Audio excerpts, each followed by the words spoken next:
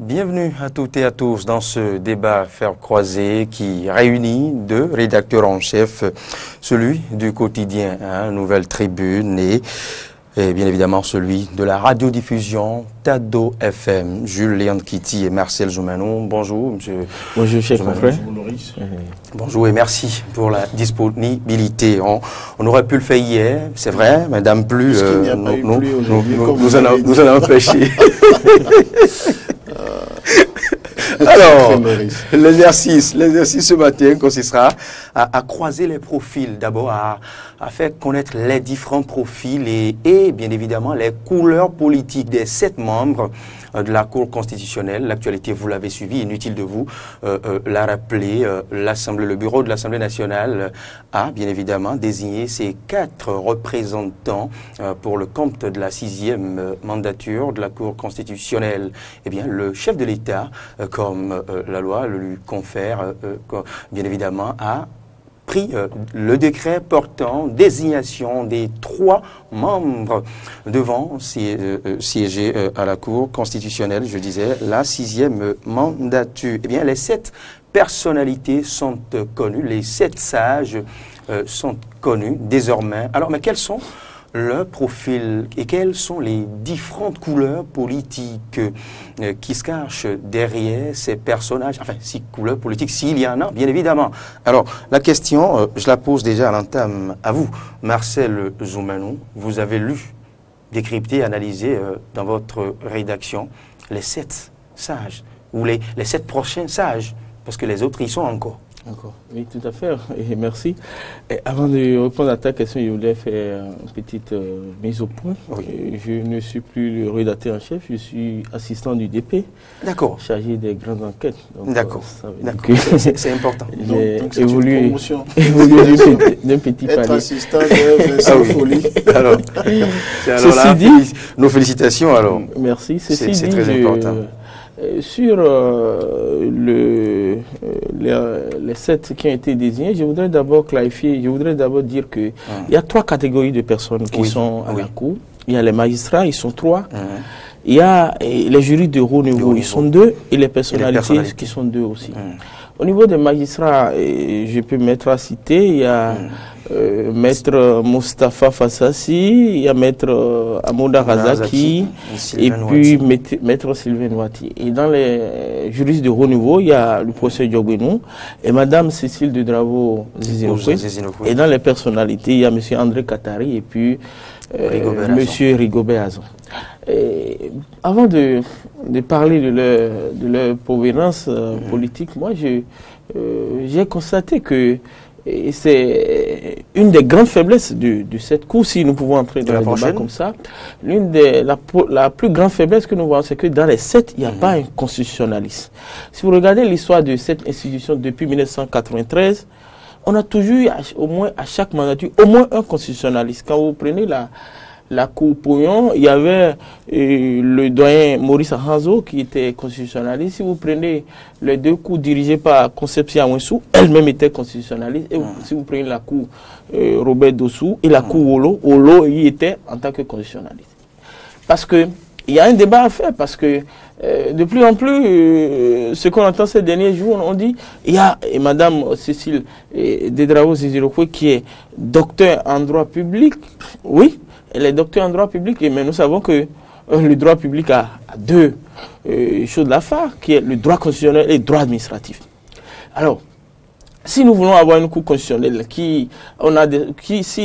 ceux qui ont désigné avaient un souci de professionnalisme, on devait au moins veiller à ce que parmi les 7, qu'il y ait au moins quelqu'un qui s'occupe réellement de la matière et qui connaît les méandres du droit constitutionnel. Dans cette Cour, on ne l'a pas. La deuxième chose, c'est que, et là je reviens à votre question, c'est qu'on a constaté que les 7 sont des gens qui sont très colorés. C'est vrai que par ailleurs, dans les anciennes cours, on avait des gens qui étaient... Colorés en quel sens? Oui, colorés politiquement, très colorés. Et c'est vrai que dans les autres cours, on avait aussi des gens qui... Les magistrats aussi sont colorés politiquement? Oui, je peux vous le dire, ils sont arrimés à des chapelles politiques. Et je dis, dans les autres cours constitutionnels, on avait des gens qui sont arrimés politiquement, mais eux tous ne l'étaient pas. Nous avons constaté que dans cette cour, presque tout le monde est coloré politique. Ou à défaut, des gens sont des amis personnels du chef d'État. Et ça pose un problème pour l'indépendance de l'institution et la capacité de ses membres à juger en toute responsabilité. C'est votre avis ou c'est le fruit de vos investigations? C'est l'avis de la position de notre journal par rapport à cette cour. Voilà. Jules Léandre Kitty. Non, moi je ne voudrais pas sur la première inquiétude de Marcel aller dans le même sens. C'est vrai, j'ai vécu les mêmes émotions. Il a dit pas de constitutionnaliste. Oui, sur ce premier constat-là, je me suis dit que le législateur aurait pu le prévoir. C'est ça aussi les questions. Vous voyez, si vous comptez sur la moralité des hommes, des dirigeants, si vous comptez sur la conscience des dirigeants, pour ne pas mettre les garde-fous nécessaires, un jour, ils s'en trouvent pour éprouver les faiblesses du dispositif législatif que vous avez mis en place. Alors, à la lumière des lectures que j'ai faites sur les dispositions qui parlent aussi bien de la clé de répartition entre l'exécutif et le Parlement, sur la désignation, sur les profils, je ne crois pas qu'on ait dit qu'il faut un juriste ou deux juristes de haut niveau, dont un constitutionnaliste pur et dur. Alors, je crois avoir bien lu l'article 115 de la Constitution. Quand je lis ça. Maintenant, il y a qu'en 90, lorsque on allait au renouveau démocratique, il y avait les tests, mais il y avait, comme les juristes le disent, l'esprit des lois. Et il y avait, au-delà de l'esprit des lois, il y avait l'esprit, le consensus national qui voulait que nous sortions du monolithisme, que nous sortions de ce système de parti unique ou de pensée unique qui avait débouché sur un despotisme qui ne nous avait pas fait du bien et qui avait fini par affamer le peuple.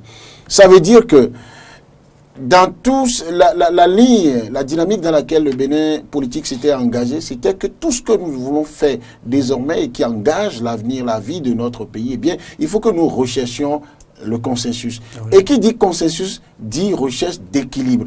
Et qui dit équilibre tombe sur, même si ce facteur, parfois, à la lumière de la nature des hommes, est difficile à mesurer, tombe sur l'impartialité.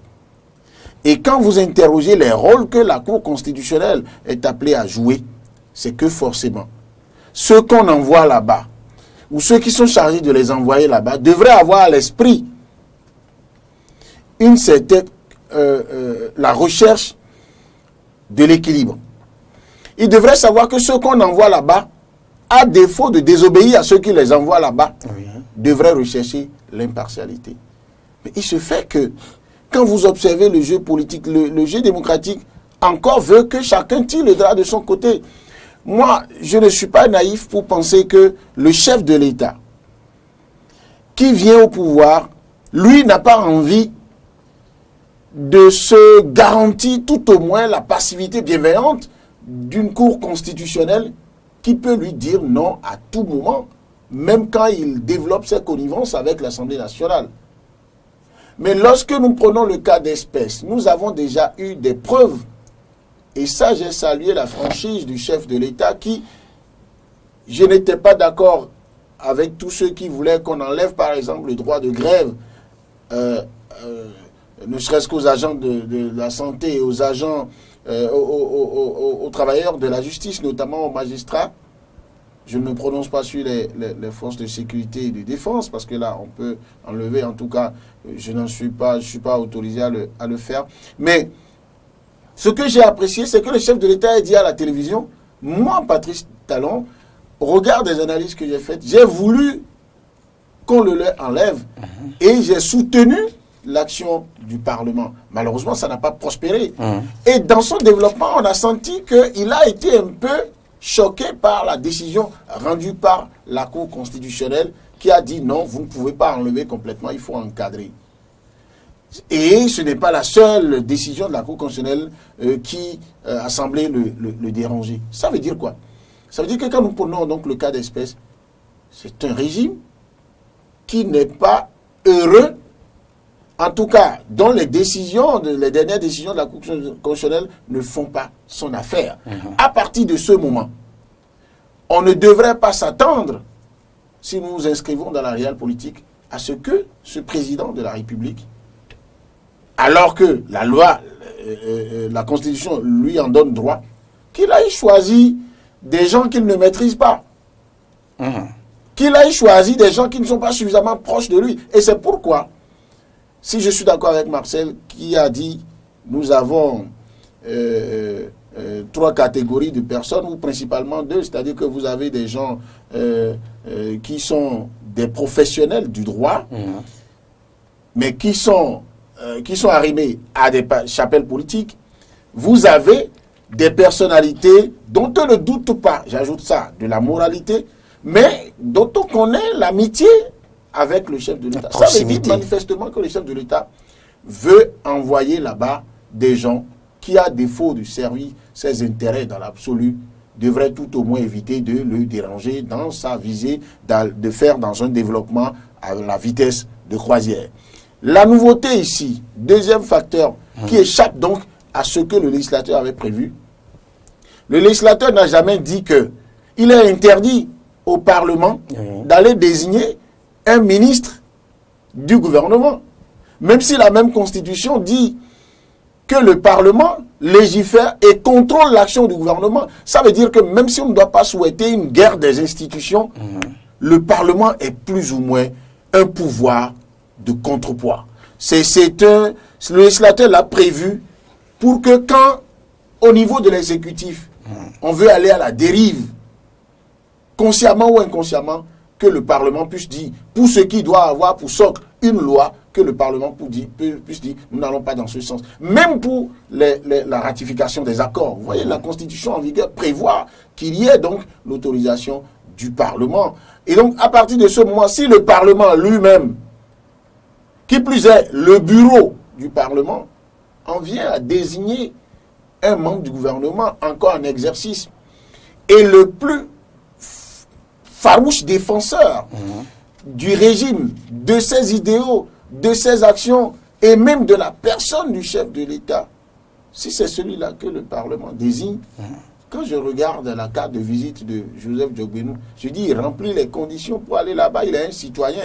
Je ne suis pas prêt à le présenter comme un malpropre, mais j'ai la même inquiétude que des populations qui disent, mais il est tellement engagé que est-ce qu'en l'espace de quelques semaines, il pourra faire cette métamorphose-là à 90 degrés qui va l'amener à devenir autrement. Mais je l'ai entendu dire que de la société civile, où il était dans une position pour réclamer et revendiquer, il est allé dans la position de ministre où il décide, il fait des options. Donc, exclusion, subjectivité, et qu'il assume peut-être que quand il sera dans la peau de membre de la Cour constitutionnelle, il va devant le tribunal de sa conscience rappeler qu'il faut qu'il soit sage, et il y en a qui lui trouvent même le destin de président de la Cour constitutionnelle. Peut-être qu'il pourra se transformer. Donc pour moi, le problème se trouve au niveau du dispositif institutionnel que nous avons et du contenu de la loi fondamentale. Bon, on ne va pas reprocher aux gens de n'avoir pas voulu aider la loi fondamentale à être rigide, si elle ne l'est pas à tout point de vue. Pas de constitutionnaliste, Marcel Djogbenou l'a précisé, les tests ne l'ont pas prévu, les dispositions ne l'exigent pas, mais est-ce que le caractère de haut juriste ne supplée pas valablement à cette absence, Marcel Djogbenou? Bon, pour réagir d'abord à ce que mon ami Julien vient de dire, je voudrais simplement rappeler que le droit, c'est les tests, c'est les lois, c'est la jurisprudence, c'est la doctrine. Nous avons, et comme je l'ai dit, j'ai dit depuis 1993, nous avons toujours fait l'effort d'avoir un constitutionnel à la Cour constitutionnelle. Pourquoi aujourd'hui on ne le ferait pas? Simplement parce qu'on dit, les tests ne le prévoient, on est d'accord, mais si on le faisait, est-ce que ça gâte quelque chose? Donc moi je dis, la jurisprudence nous montre que depuis 1993, il a toujours eu un constitutionnaliste à la Cour. Je dis cela parce que à un certain moment, ça aurait été nécessaire que les tests dans un certain niveau, non, ça aurait été indispensable. Les tests ne règlent pas tous les problèmes. Non, il y a la démarche des hommes, la bonne volonté des hommes aussi, qui peuvent nous aider aussi à avancer. Et on a toujours dit en droit, je ne suis pas juriste, mais les juristes disent toujours, la jurisprudence fait avancer aussi les lois, fait avancer aussi les tests. Donc, ceci dit, je ne voudrais pas qu'on en fasse. Je ne voudrais pas qu'on en fasse trop un débat, mais je dis ceci pour finir. Je dis que le droit constitutionnel est une spécialité. Vous demandez à n'importe quel juriste, c'est une spécialité. Celui qui n'en est pas un, arrivé à un certain moment du débat, il ne pourra pas dire certain nombre de choses. C'est comme notre métier. Quand vous n'avez jamais fait ce métier, vous pouvez rester à l'écart, vous pouvez faire beaucoup de débats, mais à la réalité, il y a certaines choses que vous ne pouvez pas dire. Donc je dis, ça va manquer, je suis certain que arrivé à un certain moment, ça va manquer. Et j'ai dit, pas ici, mais dans un article que j'ai produit, que c'est peut-être parce que le professeur Joseph Yogweno, à un certain moment, dans sa vie antérieure d'homme politique, a eu beaucoup de prises de position sur les débats constitutionnels, où beaucoup croient que c'est un spécialiste de droit constitutionnel, alors qu'il n'en est pas. Donc, moi, je dis cela parce que je crois que c'est important de rester dans le timing, dans le rythme que nous-mêmes nous sommes donnés depuis 1993. Voilà. Je ne voudrais pas provoquer le débat, je ne voudrais pas faire affront non plus à cette haute spécialité qu'est la sur la question le droit constitutionnel de jurisprudence que Marcel évoque, pour interpeller les consciences, qui auraient pu aider à ce que on veille, même si on veut choisir des partisans, qu'on prenne quelqu'un qui est un constitutionnaliste. Ça veut dire quoi? Ça veut dire que il faut non seulement aller vers le droit public, mais il faut encore dans les démembrements du droit public, aller vers la branche qui s'occupe du droit constitutionnel pur et dur, parce que la question aujourd'hui, lorsque les démocraties africaines, dont le Bénin a été quand même pionnier, ont évolué près d'une trentaine d'années, écoutez, nous sommes maintenant à une mutation où vous voyez partout le débat sur la révision se pose. Ça veut dire qu'il est nécessaire d'aller à des mutations. C'est en ce moment, et là je suis d'accord, qu'on a plus que jamais besoin de spécialistes pointus sur la question pour que nous ne perdions pas du temps, parce que dans cette perte de temps, nous pourrions faire des erreurs, de petites erreurs qui pourraient faire tout capoter. Mais je reviens à dire que vous renvoyez les gens à l'église, c'est-à-dire que si quelqu'un, vous dites que la loi n'a pas dit, vous dites que comme il est quelqu'un de raisonnable, il est doté de jugeote, il est intellectuel, il devrait être patriote, et donc il devrait le faire. Alors, parlant de jurisprudence, la nuance qu'il faut ajouter, c'est que la jurisprudence s'impose, d'accord, lorsque nous entrons en contentieux.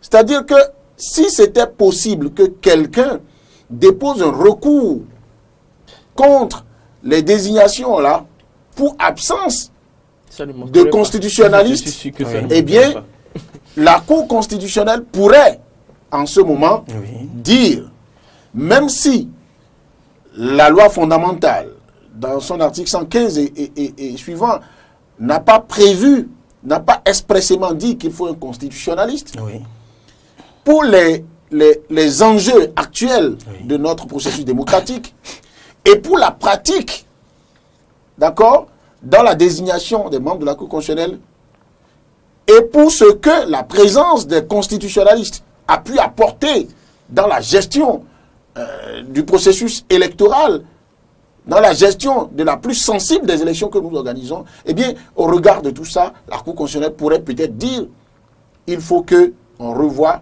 la copie. Mais il faut partir d'abord dans un contentieux. Maintenant, à ce niveau, même la Cour constitutionnelle demandera à qui, entre ou à laquelle des deux institutions, entre l'exécutif et le Parlement, de remplacer un de ses représentants envoyés par un constitutionnaliste. Et vous pourriez trouver, je ne sais pas si les juristes prévoient ça, un recours contre un recours. C'est-à-dire que quelqu'un d'autre vous dira, mais tant que la loi, parce que entre la jurisprudence et la loi elle-même, c'est d'abord la loi qu'on regarde avant d'aller à la jurisprudence. La jurisprudence est un facteur qui aide, qui supplée à des insuffisances de la loi elle-même. Donc je pense que les Béninois n'ont pas vu ça venir, comme depuis 90. pendant au moins 10 ans d'abord, beaucoup ont cru que les décisions de la Cour constitutionnelle étant sans recours n'étaient pas susceptibles de commentaires. Et vous savez, chaque peuple, dans sa marche vers la démocratie, fait sa crise de croissance. On est en train, après 10 ans, il y a c'est encore du milieu des juristes de haut niveau qui ont commencé par faire des commentaires. On a dit, ah non, la Cour constitutionnelle, ils ont dit, ah non, jamais. On n'a pas dit que ce n'est pas susceptible de commentaires. On a commencé par subir quelques commentaires avisés et mesurés. Mais aujourd'hui, nous sommes là à voir plus des commentaires avisés, mais pratiquement des injures contre la Cour constitutionnelle. Et est-ce que nous étions habitués à une démission d'un membre de la Cour constitutionnelle? On n'en était pas habitués. C'est arrivé, c'est devenu des cas d'école. Ça veut dire que nous devons réfléchir, que ce soit la presse. D'accord? Ça, je nous interpelle. Il a dit tout à l'heure, dans tout métier aujourd'hui, on a besoin d'avoir des têtes fermées. On a besoin des gens qui travaillent, qui se cultivent, pour que sur des questions données, en temps réel, puissent prendre leur plume, ou bien aller au micro, ou puissent monter au créneau pour dire voici ce que peut créer comme problème l'acte que vous venez de poser. Et voici le sens dans lequel on peut aller. Les universités sont où? Depuis des jours que ça commence par jaser autour de cette question. Chacun se range d'un côté pour dire, on fait de la fixation sur Djogbenou. Vous savez, il y aura de la ruse et de la rage à la Cour constitutionnelle. Ce n'est pas le plus important. L'exercice qui consiste à éprouver davantage, je dirais, certains articles de notre loi fondamentale a été plus réussi au mandat précédent, à l'aide de la refondation ou du changement. Ou je ne dirais pas à éprouver, je ne dirais pas que l'exercice a consisté à éprouver, mais à révéler davantage les insuffisances de notre loi fondamentale. C'est vrai qu'ici, aucun test ne l'exige. C'est un constat, c'est une évidence, et je reconnais l'importance de cette spécialité dans l'équipe de la Cour constitutionnelle, vu les qualités qui sont les leurs. Mais cela ne nous conforte pas. Pendant au moins 5 ans, secrétaire général de la Cour constitutionnelle, la mémoire de la Cour constitutionnelle, il vous dira en tant que magistrat. Oui. Mais si vous venez, vous êtes magistrat simplement, on met quelqu'un devant vous. Si vous devez faire recours à des articles de la Constitution pour prononcer une décision, on ne vous dira, vous n'allez pas dire à l'audience que vous n'êtes pas constitutionnaliste, donc vous ne rendez pas une décision. Il vous dira qu'il connaît la Constitution. Et ils vous le diront. Oui, cette absence, pour boucler ce chapitre, cette absence de constitutionnaliste ne nous fera pas faire l'affront quand même à ces cadres sélectionnés. On va quand même pas, nous n'allons quand même pas les hisser au rang d'instruits constitutionnalistes non plus. Ce sont, vous l'avez dit, des cadres, je dirais, une mine de personnalités, des éminences grises qui peuvent bien évidemment de l'expertise. Bon, c'est permis pour toutes les institutions. Mais l'idéal aurait été que... Encore qu'en leur sein, il n'en manque pas. Il n'en manque pas. Voilà. Ça pour faire juste, pour faire simple et pour être aussi quelque peu courtois vis-à-vis de cette équipe qui a été constituée. C'est vrai. Nous verrons si les années à venir, peut-être...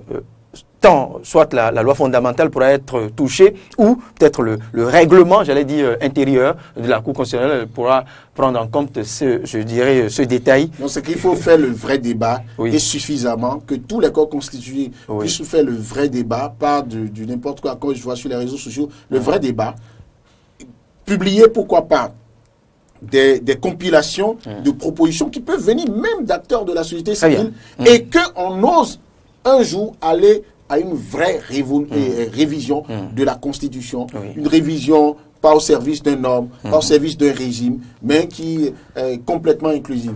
Alors, revenons à la grosse polémique. L'équipe en griffe est plus ou moins trop colorée.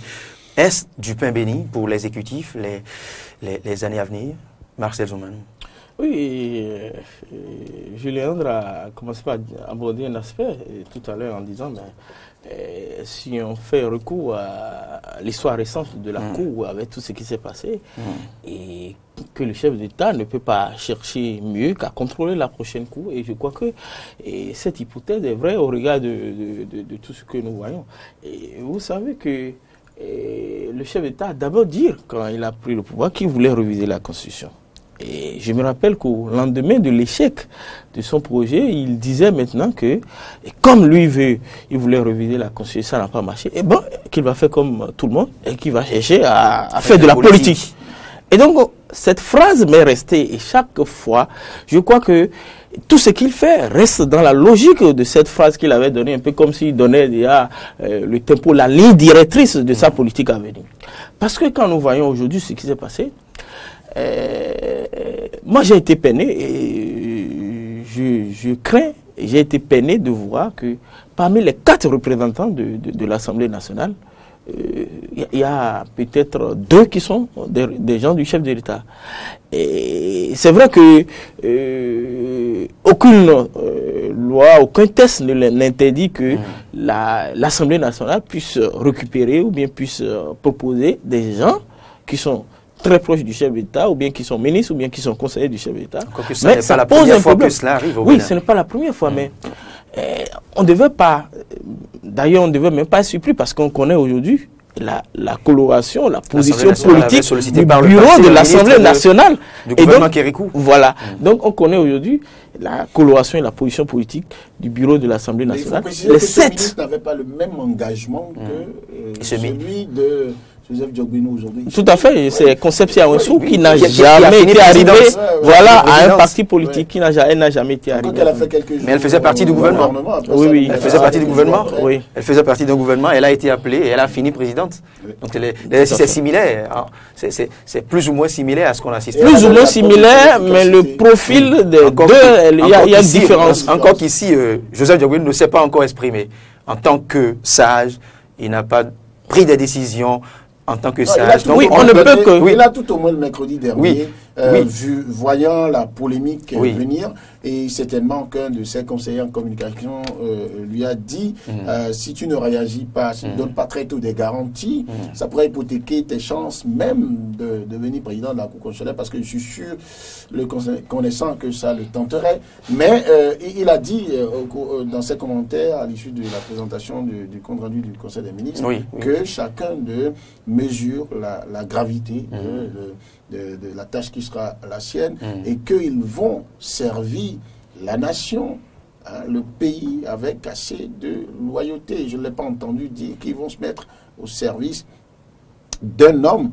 Ça reste une profession de foi, mais le simple fait qu'il ait senti cette nécessité de le dire montre qu'il y a une pression quand même dans la tête, et c'est légitime. C'est cela que nous voulons. Personne ne dénie à Joseph Diogbenou la capacité de faire cette métamorphose, de la capacité. Il est capable de vertu exigée à la Cour constitutionnelle pour être appelé sage. Mais il se fait que vous ne pouvez pas demander à quelqu'un qui est doté de jugeote, qui vous a vu il y a quelques instants, je préfère parler comme ça, parce que dans la tête des hommes, des Béninois, ça ne sonne pas il y a quelques jours, il y a quelques mois, il y a quelques années. Ça sonne il y a quelques instants. Dès qu'ils ont envie, quand ça sonne dans leur tympan que Joseph Diogbenou est à la Cour constitutionnelle, ça sonne dans l'autre tympan. Ah, mais c'est lui qui parlait plus que le procureur de la République dans le dossier Atao. Mais c'est lui qui disait on doit enlever le droit de grève aux travailleurs, à certaines catégories de travailleurs de la fonction publique. C'est lui qui défendait... Il y va pour.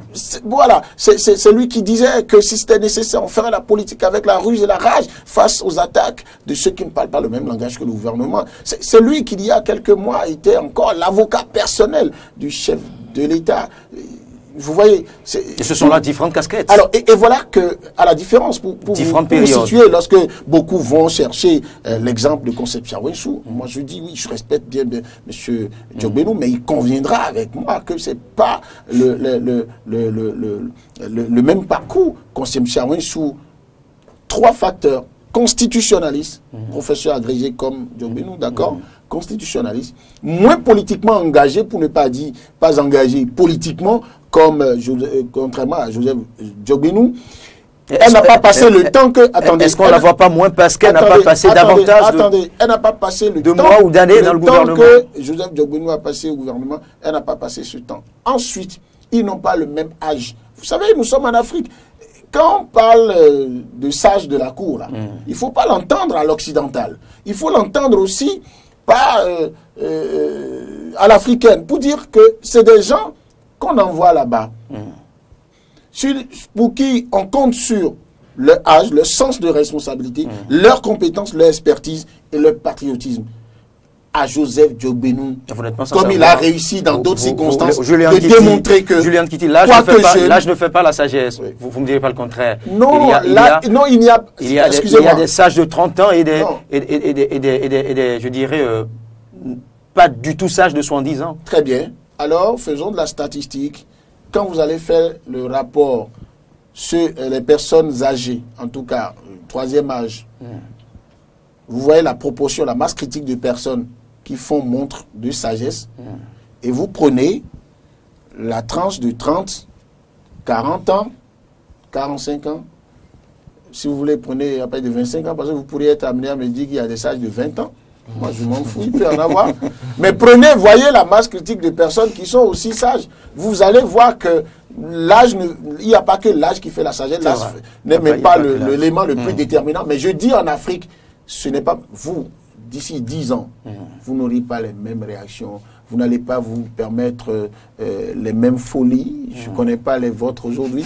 Mais donc, c'est pour dire que il ne faut pas faire dans cette comparaison pour donner, pour éviter à Joseph Diogbénou de recevoir la pression psychologique que moi je souhaite qu'il reçoive. Mais je le crois capable de démontrer à ce peuple qu'il l'aime et qu'il peut faire très bien, même si on lui donnait. C'est vrai qu'à sa place, si on me le proposait, j'allais renoncer à la présidence de la Cour constitutionnelle. Mais ça, c'est vraiment un avis personnel, pour déjà limiter les polémiques. Mais ça peut être tourné en sa faveur aussi s'il acceptait, s'il devenait président de la Cour constitutionnelle et qu'on le voyait jouer crânement le rôle sans donner dans une certaine vassalisation de l'institution. Tout ça peut faire... L'autre hypothèse que personne ne peut explorer. Et c'est là seulement qu'on peut faire en partie la comparaison avec Conseil Charmensou, même si ce n'était pas la même carte de visite. Il y avait eu des gens aussi pour dire, comme elle sort du gouvernement de Kérékou, elle pourrait ne pas être impartiale, mais on a vu sa capacité à résister après. Même même Théodore Olo, qui a certainement pris ses distances vis-à-vis de la RB avant d'être élu président de la Cour constitutionnelle. Il y a eu des décisions qui nous ont amenés ici à dire « Ah oui, il est déjà du côté des autres ». Mais après, on a vu des décisions. C'est dit que il faut prier. En tout cas, je ne sais pas si c'est écrit dans le Coran, mais je sais que c'est écrit dans la Bible que le cœur des rois et des décideurs se trouve entre les mains de Dieu. Il les balance dans le sens qu'il veut, comme des vagues d'eau. Donc, si les cœurs de ces sages-là étaient tentés de se mettre au service du diable, eh bien, que Dieu puisse les balancer dans le sens qu'il faut pour que le Bénin puisse bien s'emporter. Mais si vous voyez les perspectives électorales, je pense que c'est la société civile, la presse et les acteurs politiques encore épris de patriotisme qui vont mettre la pression pour que personne ne se permette le geste de trop. Mais je pense quand même qu'au-delà des casquettes qu'on n'arrive pas à oublier, au-delà des rôles d'hier qu'on n'arrive pas à oublier, qu'on continue de coller à certains personnages, au-delà des proximités, Marcel Diogbénou, on ne va pas à la cour pour faire de la politique. Moi, j'espère pas grand-chose de cette cour. Je vous l'ai dit honnêtement, j'espère pas grand-chose de cette cour. Il faut voir mettez tout dans un contexte national. Contrôler les conformités dans un contexte national. Je voudrais rappeler que le style aujourd'hui, regardez un peu comment ça fonctionne, le système au pouvoir. Les gens font ce que vous déplorez. C'est-à-dire, c'est un peu comme le style entre griffes des Djabi, quoi. On dit, comme on sait que Diogbénou est la personne la plus décriée aujourd'hui, la plus crainte par les Béninois, on dit, tous les Béninois disent, lui ne peut pas être... C'est ça, les gens vont faire pour dire, on a fait ça, mais qu'est-ce que vous pouvez faire? Donc, moi, je suis certain que avoir le profil des gens, avoir comment les choses sont passées, que Diogbénou a 99% des chances de se retrouver président de la Cour. Et ma crainte, c'est ceci. Mais alors? Mais regardez son parcours ces 2 dernières années. Éminent professeur, mais aujourd'hui, il dit des choses que un étudiant en première année de droit dit, ça c'est quoi? Oui, la dernière fois, il fait un débat avec lui. Oui, mais il ne peut pas dire ça, il ne nous a pas appris ça. Donc, il parle en tant que ministre en ce moment. Il dit des choses qui sont en contradiction avec aussi, Marcel Zoumano. Il dit des choses qui sont en contradiction totale avec les principes du droit. Et donc, oui, là, c'est le... Non, vous n'allez pas dire... Non, vous n'allez pas dire que parce que vous êtes devenu ministre... Non, je suppose que nous sommes... Non, attendez. Et nous devons... Marcel Zoumano, Julien Kiti, écoutez, Zoumano parle là en tant que ministre. Oui. Il ne parle pas en tant que professeur dans l'amphithéâtre. Il ne fallait pas faire cette confusion. S'il vous plaît. Il veut donner l'exemple des journalistes, permettez-lui qu'il le donne. Je quitte ici, je deviens ministre de la Communication. Oui. J'ai dit, moi, mon envie, quand je me suis réveillé ce matin, ce qui me plaît, je trouve que c'est nécessaire de fermer Eden TV. Voilà. Parce que vous critiquez trop. Non, juste attendez, alors que vous ne le direz pas. Attendez. Vous ne le direz pas. Mais vous, la communication, vous ne le direz pas. Même si vous devenez président de la HAC, vous ne le direz pas aussi vertement. Par contre, me permettre de dire si M. Loris Davor a enfreint aux dispositions qui régissent sa profession et qu'il mérite d'être devant la justice, pendant qu'on s'attend de moi à ce que je dise bon non laissez-le, c'est un ancien confrère. Non, j'ai dit appliquons les lois. Mais quand je vais au-delà et qu'on sent dans mes propos que je suis dans l'extase, je m'extasie à l'idée de voir cet espace de liberté fermé, eh bien, comprenez que des gens qui m'ont vu des années durant presque 2 décennies défendre cette jalousie-là de la liberté, s'étonner que j'ai pu opérer ce retournement de veste. Non, ce qu'il dit, il parle d'étudiants en droit, ça veut dire que... Mais il faut comprendre ici que Joseph Djoboy n'est pas allé au gouvernement pour faire du réinvestissement, pour faire de l'application de ses cours de l'université. Il est là en tant qu'exécutif, il est là en tant que ministre, il est là en tant que politique. Quand on va dans un gouvernement, on y va en tant que quelque chose. Oui. Et quand on quitte le gouvernement, on revient à quelque chose. Oui. On est d'accord. Je ne dirai pas plus que ça. On est d'accord. Joseph Djoboy a dit dans une interview que j'ai bien aimée, qui est très bien conduite d'ailleurs par Jean-Luc Akplogan, qui lui a posé de façon très directe la question de savoir, mais est-ce que vous avez conscience de ce que vous avez changé?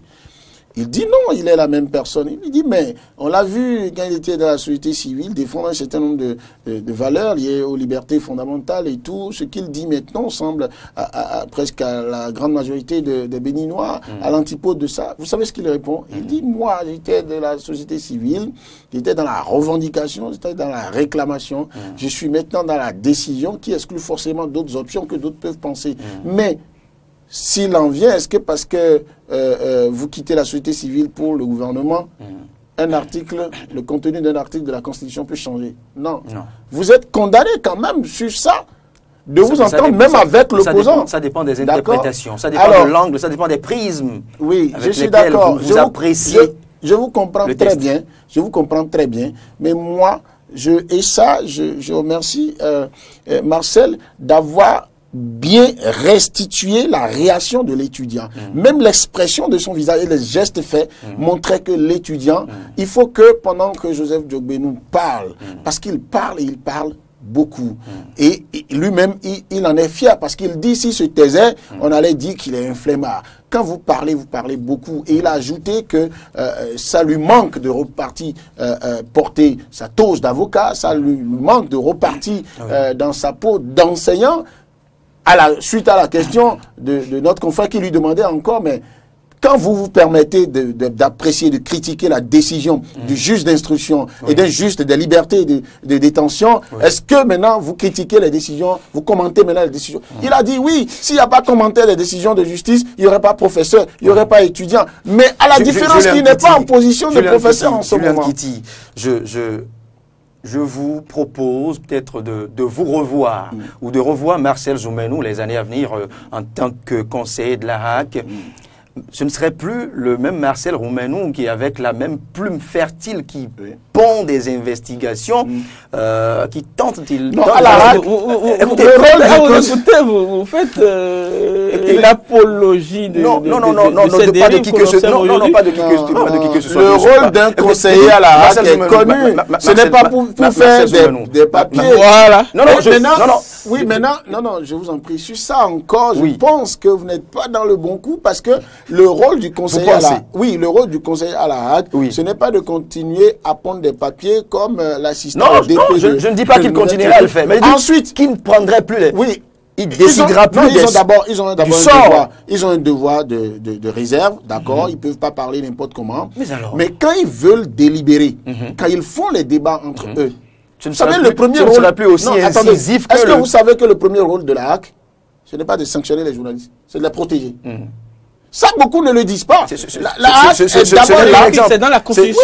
Ce n'est qu'un exemple pour vous dire qu'un acteur distribué dans X film ne joue pas de la même manière que dans Y film. Pour faire clair, pour vous permettre d'appréhender davantage, pour vous permettre d'appréhender à peu près les différents Djogbenou qui restent encore vivaces dans notre inconscient. Là encore, on peut qu'on continue de peut-être confondre. Là encore, je reste dans le cinéma, le théâtre avec vous pour espérer de Joseph Djogbenou que si l'acteur de la société civile très engagé avec les t-shirts rouges n'a pas pu être la même personne que le ministre engagé, politiquement enragé et enragé au service de la rupture, eh bien, je souhaite vivement que le prochain sage de la Cour constitutionnelle, voire le prochain président de la Cour constitutionnelle, ne soit pas la même personne que le ministre engagé et la République s'en porterait mieux et que ce serait une manière pour lui de grossir davantage sa côte, de montrer qu'il est capable de mettre le manteau du personnage et de satisfaire la nation comme il a promis. Et je pense qu'il ne faut pas aller au-delà pour le présenter comme un malpropre. Il est un citoyen. Il a un parcours d'ailleurs qui est exceptionnel pour un parcours politique aussi court, mais aussi dense, une ascension aussi fulgurante. Je pense qu'il faut même lui donner davantage, il faut l'encourager pour qu'il fasse bien, pour que la fin soit heureuse pour lui et pour aussi notre génération. Parce que quelque part, beaucoup ne le disent pas. Moi, je l'ai connu d'abord journaliste, même si c'est beaucoup de temps.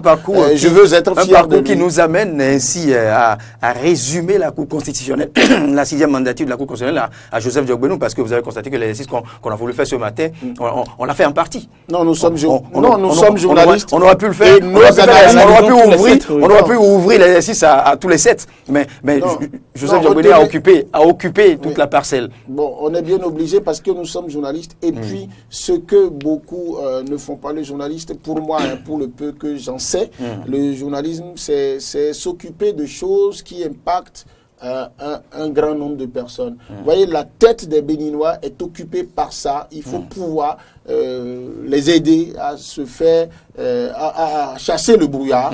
Pour dire, gardons la tête sur les épaules, mais ne dormons pas.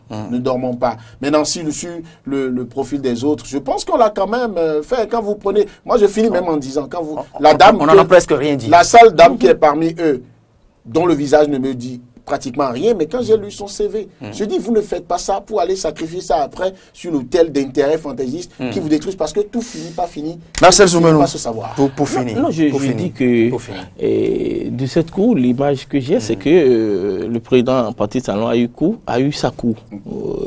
Il a tout fait pour avoir sa cour. Maintenant, la seule chose... Parce qu'il ne fait que ce qu'il dit. Voilà, il a dit, il a fait. Il dit, je vais faire la politique et il a commencé par le faire. La seule chose qu'on peut souhaiter, moi j'attends de ces 7 sages... Vous en faites sa cour, mais il n'y dort pas. Je souhaite que c'est ça. Si quelqu'un peut l'empêcher qu'il réussisse, c'est de bonne journée en politique. Tout à fait. Je souhaite un barreau d'honneur de la part de ces 7. Je souhaite qu'il puisse dire, comme on le dit souvent, vous m'avez nommé, mais je ne vous connais plus. Et qu'il fasse l'effort pour démentir tout ce que les gens pensent d'eux aujourd'hui. Parce qu'après tout, ils ont peut-être des carrières, c'est vrai qu'ils sont déjà peut-être au soir de leur vie, mais ils ont une dignité, ils ont les noms à préserver et au-delà de tout, c'est ça qui va rester. Je ne voudrais pas qu'ils aillent à la cour pour faire exactement comme ce qu'on est en train de penser mais qu'il fasse autre chose pour montrer que l'homme est perfectible et que l'homme a un peu de dignité. Voilà, encore qu'on fait trop. Personne désormais, je pense que ça me dérange, ne prenne l'actuel président de la République pour un naïf politique. Voilà, depuis qu'il était candidat, j'ai observé que c'est quelqu'un qui dit ce qu'il veut faire et c'est ce qu'il dit là qu'il fait. Mais personne ne l'écoute en amont et tout le monde est surpris de ce qu'il fait après. Mais quand vous regardez ce qu'il avait proposé pour réviser la Constitution, il avait proposé le contraire de ce qu'il fait maintenant. C'est-à-dire qu'il avait demandé à ce qu'on réduise même le nombre de personnes désignées par le chef de l'État directement. Ça revenait à une personne. Vous avez refusé la révision. Non, vous avez refusé. C'est simple. Monsieur, la représentation a refusé. Alors, l'Assemblée nationale a refusé. Et on le conforte dans ce qui se passe. Il n'a même pas été hypocrite. Il est venu dire à la télé, puisque vous avez refusé ça, la Constitution en vigueur, non, la Constitution en vigueur, Julien Kitty, moi aussi, et je l'applique à fond. Là, il vous montre maintenant les limites de cette Constitution-là de 1990. Merci à vous, Julien Kitty, merci Marcel Zoumenou, merci pour la disponibilité, merci pour les lectures, même si elles ont paru quelque peu acerbes à des moments donnés. C'est aussi cela le débat, c'est aussi cela notre rôle. Oui, décrypter, lire dans tous les angles, avec tous les prismes possibles. C'est aussi cela. Le rôle, notre rôle n'est pas d'être méchant, mais de dire exactement, d'analyser, de commenter. On a même des amis dans les Merci, bonne journée à vous.